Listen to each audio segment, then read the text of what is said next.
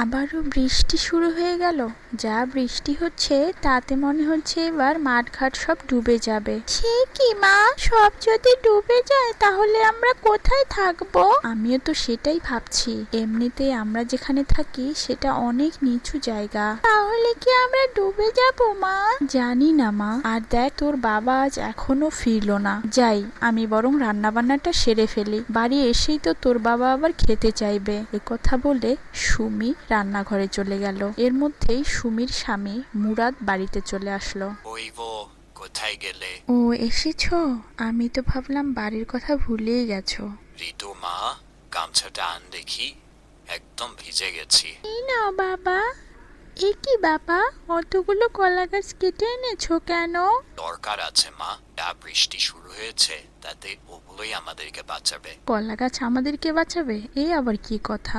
আসিস না মা, কখন যে আমাদের কি কাজে লাগে আমরা আগে থেকে কেউই বুঝতে পারি না। হয়েছে, তোমাকে আর জ্ঞানের কথা বলতে হবে না। এমনি ভিজে এসেছো, যাও একটু বিশ্রাম করো। আমি বাকি রান্নাটা সেরে আসি। বউ, বউ, কোথায় গেলে? কি হয়েছে? সারাক্ষণ এত ডাকাডাকি করো কেন? রাগ করছো কেন? হাতুড়িটা দাও দেখি। হাতুড়ি দিয়ে আবার কি হবে? কলা গাছের বাড়ি বানাবো। কলা গাছের বাড়ি?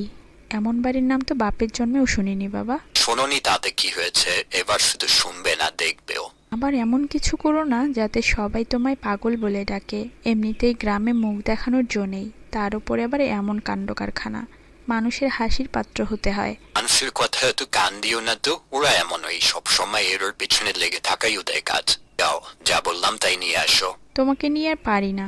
এই নাও হাতুড়ি, আর যা ইচ্ছে তাই করো।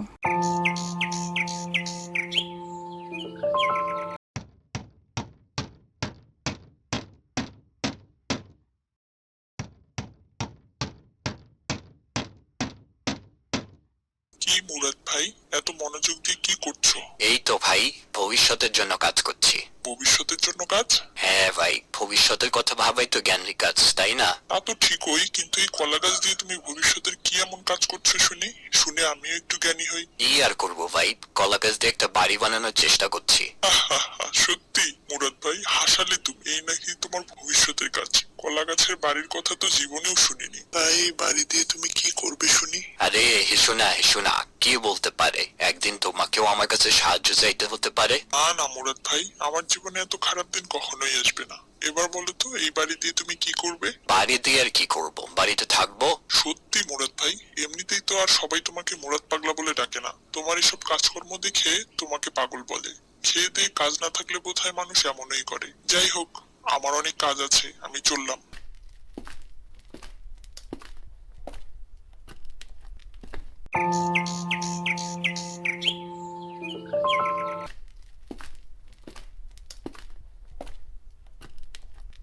আরে সুমি ভাবি, সকাল সকাল এদিকে এসেছো যে? এই দিকটায় অনেক কচু শাক হয়েছে, ভাবলাম একটু তুলে নিয়ে যাই। সে তো ভালো কথা, কিন্তু শুনলাম তোমরা নাকি এখন থেকে কলা গাছের বাড়িতে থাকবে। কলা গাছের বাড়িতে থাকবো?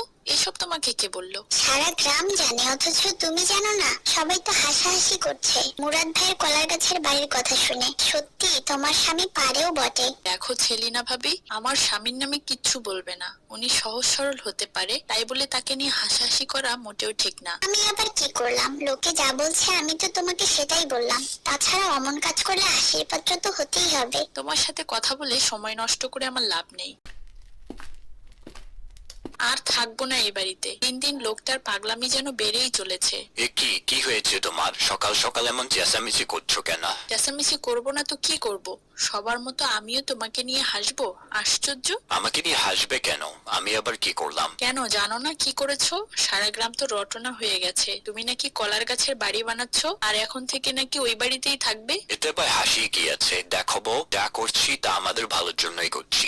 আমারও তো ভালো দেখে কাজ নেই, কালই আমি বাপের বাড়ি চলে যাব। বউ, তুমি হয়তো বুঝতে পারছো না, কিন্তু সময় হলে ঠিকই বুঝতে পারবে, আর সবার মতো তুমিও তখন আফসোস করবে। অত জেনে কাজ নেই তো, আজ থেকে ওই কলা গাছের বাড়ি করা বন্ধ করো, নইলে কিন্তু। তোমার যা ইচ্ছে তুমি তাই করো, বাড়ি তো আমি বানাবোই।